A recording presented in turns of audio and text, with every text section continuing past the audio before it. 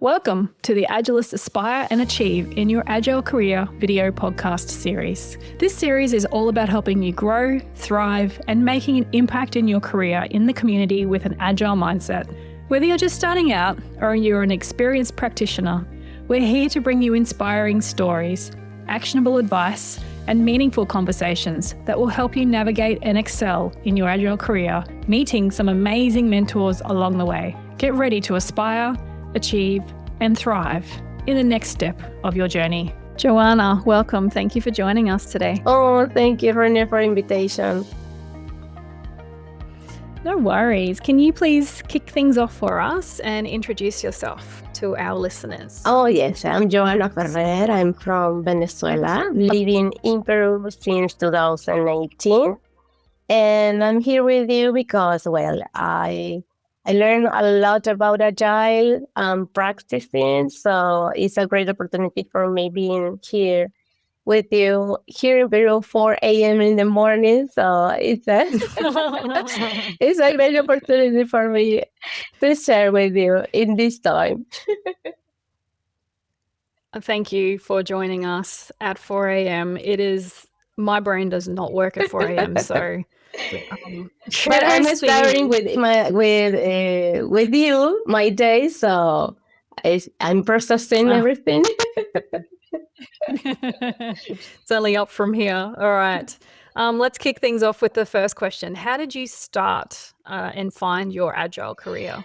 Well, and I started listening about Agile in Venezuela in 2016, but in 2016, still people work in departments, development department, Q&A department, everything is separated. So when my boss in that time heard about Agile, she wanted to practice. And she said, okay, we have develop a project, develop a product, and we have to select people from every department and make a Scrum team. We made a Scrum team and we started to run the events like planning, daily, and retrospective, and it went very well. So it was my first time with Agile, and it was a great experience. And after that, I moved to Peru in 2018, but I haven't the certifications. So I found a job, my first job in Peru. The boss gave me the opportunity to play the role for a Scrum Master for a team. And in parallel, I had to study for my certification as a Scrum Master. So I had the opportunity to play the role, but also I had to study and pay for my certifications because in Venezuela it was impossible to pay it. So I had the opportunity in 2018 to start formally my role in Agile. Then in 2019, I met a woman in Agile here in Peru, the chapter. So I joined. And I joined in Women in Agile, and it was a great experience because I knew some other girls that it was in the same role. I learned how to run the practice even more. I learned how to do events, in massive events with special guests, and it was enormous knowledge for me, And it was beautiful. But in 2020, in the pandemic situation, I had to stop. So this year, I had the opportunity to be a mentor here in WIA.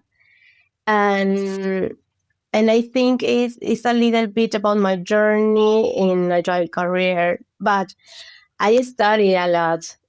But I think it's not only a study, it's just practice in your environment, in the space that you have, or you have the ability to make it, because maybe you're studying a lot, but if you don't practice, you forget it. Yep, absolutely. Very true. Very true. What have you observed about the role of career development in Agile over the years? Well, over the years, is a career that is grew up faster. I think. I think there's too many things that is going to be new every day. Every practice, every framework, every day we have too many frameworks, practices. But I think you have to know the company or the environment or the context that you are playing the role of agile, as you are agile coach or a scrum team, or because I think it's like, okay, we have to make these practices, we have to do this. It's just like a mechanic things. It doesn't work in agile. You have to adapt those frameworks and those situations from the context and maybe make some adaptations, And I think it's a failure. I don't know if it's a failure from Agile, but it's not just to make things and play the role, and it's that, and that's it. And I think I don't know there, but in Latin America is happening, and maybe the role is going down. Because if I just play the practice, if I just doing, for example, maybe the day, in some point the Scrum team is going to do it, and and your role is, okay, Yeah, or you're going to another team, or it's done. And it's more than that. Yeah. It's more than that. It's enabling connections with people. Is making them grow. And maybe something that I still seeing in companies is communication. Maybe we are in the same room and we understand differently what are you talking about. So there's some gaps that is still here, but it's not just practice and play the role. It's just being more deeper. Yeah, beautiful. Your topic today is building relationships across cultures and time zones. Yeah. Exhibit A, time zones. Yeah. It's a real example. It's a real example. Yes. For our listeners, we met 3 minutes before we started recording, so we're already building relationship by having this conversation. But you talked about building connections. Yes. Can you give us a story of how you've built connections, or examples of how you've built connections with your team members in the past? Yes. First of all, is let them know where I'm from. Okay, I'm from Venezuela. I'm different from you. So I need to set up some things. Maybe if I say something that you don't understand me, or maybe it's a word that, you don't have to say this here. Just let me know, because I'm learning with you. So it's like open my heart to know me, just not cover my face. It's just, this is me. This is me. Maybe I'm going to make mistakes, but I'm here to listen to you and give me feedback, and I'm going to doing better, And it was great. It was great because the connection, it was naturally, but sometimes they correct me some things, because I was talking to you before that I'm smiling every day and everything. Oh, I'm kind. Oh, but in some cases this is misunderstood. So in some cases I have to be serious and maybe talk with the correct words, and being neutral in my language to speak with others. And I think in every part of the world, I've been working with Colombian people, with Costa Rica, with Chile, a lot with Chile, and everybody have differences in the speaking and words.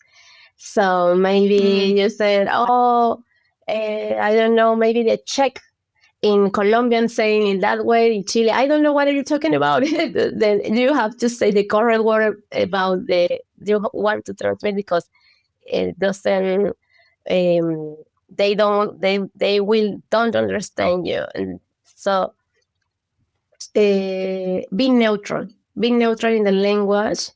If you are talking with people from another country, or you have to be careful with your words, because maybe in sometimes can be offensive. Are you talking me? Are you judging me? Are you insulting me? Oh no, you know.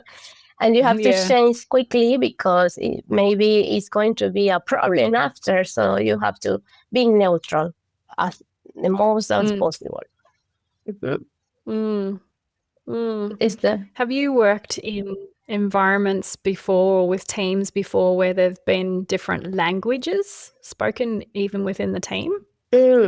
Languages, maybe have some meetings in English in my job, but maybe in a technical, it's a technical speaking, so we don't have problems with communication. But yes, with different speaking, yes, but maybe with different countries from Latin America, Central America, yes. Yes, I've you shared with me before we started recording that English is not your first language. It's not my first language, so. But I really, how long have you been learning English? English? I have to realize that I learned English listening music in my when I was a teenager. So then, but then I'm studying here in a university, like a conversational English. But I'm learning, so I'm sorry if you don't understand some words. You are able to interrupt me and say, "Oh, I don't understand what you're talking about." Yeah. Oh, I will. Don't worry. I was reflecting before as you were describing the career development, and when you're answering that question, you have a really nice way of phrasing things.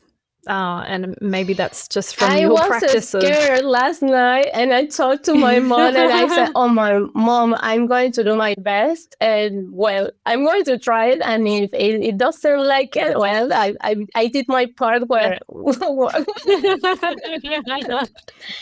no, I'm sure everyone can appreciate how difficult it is to learn a new language and speak in a different language. Yes. Let alone record a podcast. And record a podcast. Something. It's your first language. So you've done well. I was thinking when you were talking about your working with different cultures in your team. A few years ago, I was Scrum Mastering a team, and the team members were in Australia and the other half were in Shanghai in China. And there were lots of things we had to learn about each other, and we made a real effort in learning about each other's cultures as well. Yes. And, we learnt little bits and pieces of how to say, Ni hao ma. Like I could say hello in day and all that sort of stuff, or ni hao in the morning for our stand-ups. I mean, they were speaking English, but it was their English was not their first language either. So we had to be really conscious of that. Well, I went to China in 2018. And I think the same thing last year, it's like an effort to understand each other. It's a big effort for them to. So And a friend, where people don't understand him, they make signs. They make signs over there. Where is what? So, so it's a way to communicate, and maybe I think something important is respect, showing respect for the culture. As you said, in China, in Latin America, we say hi with a kiss and a hug and maybe touching. And people in China, I don't like that. I just make a distance, hello. Yeah. And you have to adapt your culture when the place you are, the main culture you are working or you are being. I'm working with United States people, I have to adapt my culture because the main office is in United States, If you are working with Chinese people and the main office is in Chinese, you have to adapt your schedule, your language, and your culture because you have to show respect, Yes, definitely. The respect one is a very important one. One of the things that we understood was in China, the lunchtime was a big event for them. Like, it's very, very important. It's like everyone gets it together and has lunch together. Yes. So we had to have in our social contract that we didn't book meetings in the Shanghai lunchtime. And that's enabled with another topic I had is establishing norms and agreements. It's a special event for us, so we have to respect this space. And I think the respect for the space is a great thing for everybody. And is a thing that I tell to my teams, if there's differences in hours, we have to schedule our meetings in common hours. Just for respect your space and mine. Maybe sometimes if the main office is in another country, like I said before, I have to adapt my schedule and be able to be there in the meeting if it is 6 a.m. I have working 2 years in Chile. I have 2 hours remotely. So I had 2 hours of difference. So I had to enter in my first meeting in the morning. My daily started at 6 a.m. But the main office was in Chile, so I have to start my day at 6 a.m. So it's respect for others also. Yeah.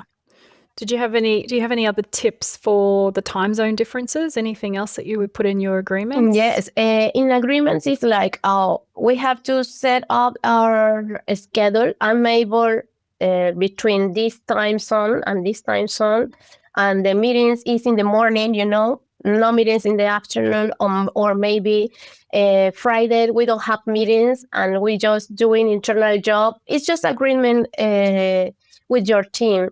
Like, everyone is going to be comfortable and respect. You have no meetings on Friday, but you have to be in all of the meetings. Respect for also free time. Because I had in some just I had received messages at 9 p.m. So it's an agreement. We close our day at 7 p.m. That's it. I see you tomorrow. We've got to switch off at some point. It's respect. It's respect. Yeah. We had another one in our contract around because the Australian day would finish and then Shanghai had an extra couple of hours. I can't remember what the difference was time-wise, but we had an agreement that when we finished our workday, we updated whatever we were working on. We updated in the Jira card or the team chat or where we were up to. And then the Shanghai team members would do the same thing at the end of their day, so that when the Australians came in, they could see where they got up to, and then they could pick it up. And then it's good because it's a kind of communication. and it's going to flow. And we are working in the company I'm working now. We work with Philippines, Mm-hmm. and Mm-hmm. it's the same thing. In the night we send an email or team messages, and maybe in the morning I have the outward. So it's a communication that respect the space and the time zone. Yeah. Mhm. Yeah.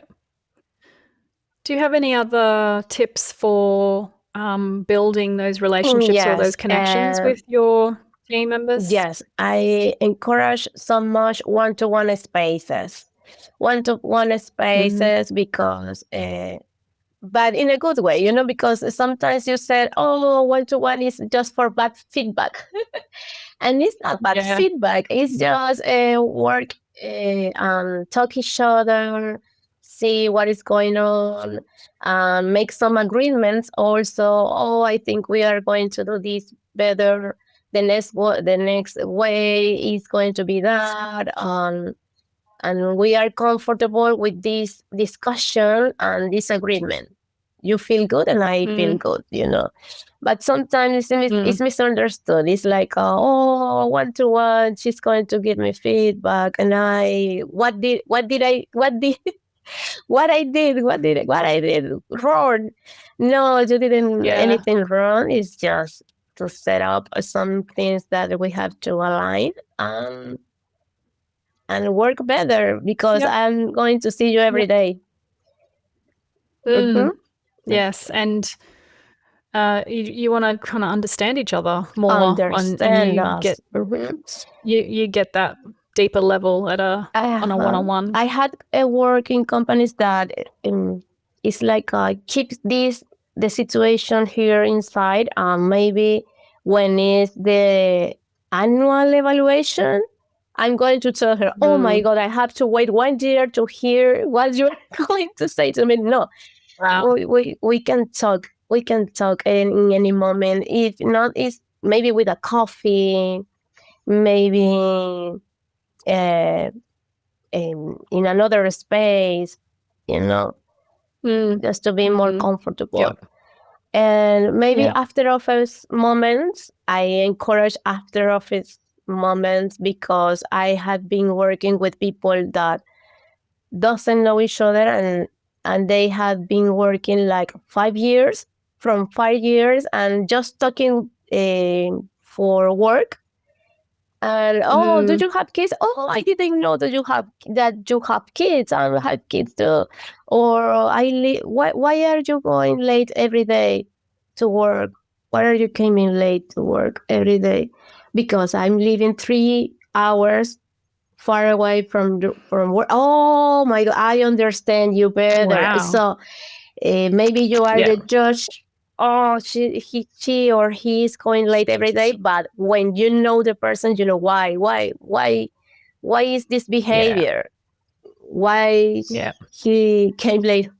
Why he doesn't Mm. communicate so much?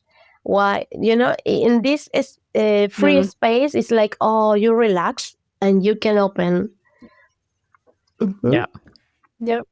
Get to know each other better. Gets each other. Beautiful. Mhm. Beautiful. Johanna, what are you doing for your own professional growth?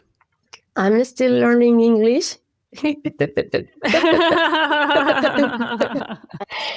I'm still learning English, but also I'm studying. Uh, I like. I'm searching for a master degree, but I'm looking for something that related to cultural transformation or something like that. I I think is something that I like it a lot. So I'm looking something like that to continue, and and learning every day from my job, and looking some kind of opportunities. These years I learned a lot for change management. So I think it's a huge box that you have to learn a lot of things, of change management things. So I'm growing up just the way I can every year. Yeah. And I think learning is a non-stop career. So Agreed. Yes. Are you still doing or still going to the Women in Agile events? Are they back in person yet? I've been I was mentor in Women Agile program, 6 months program. Yep. I've been playing the role for mentoring. It was my first mentoring outside a company, so it was great. It was a great. So I think in 2000 or next year, I'm going to participate as a mentor again because I like it a lot. Right. Beautiful. Yes. Beautiful. Thank you very much for joining me tonight, or this morning, very early this morning for you, Johanna. It's been lovely speaking to you and hearing your stories. Thank you. Thank you for joining us on this episode of Agilists Aspire and Achieve in Your Agile Career. We hope you found inspiration and practical tips to elevate your Agile journey. Remember, growth doesn't happen alone. So consider exploring the Women in Agile Mentorship Program and/or follow the Agile Careers MPO on LinkedIn to see more content geared towards advancing your own career. Don't forget to subscribe, like, and share your thoughts in the comments. Let us know what topics you'd love to see next. Keep inspiring, keep achieving, and continue thriving in your career.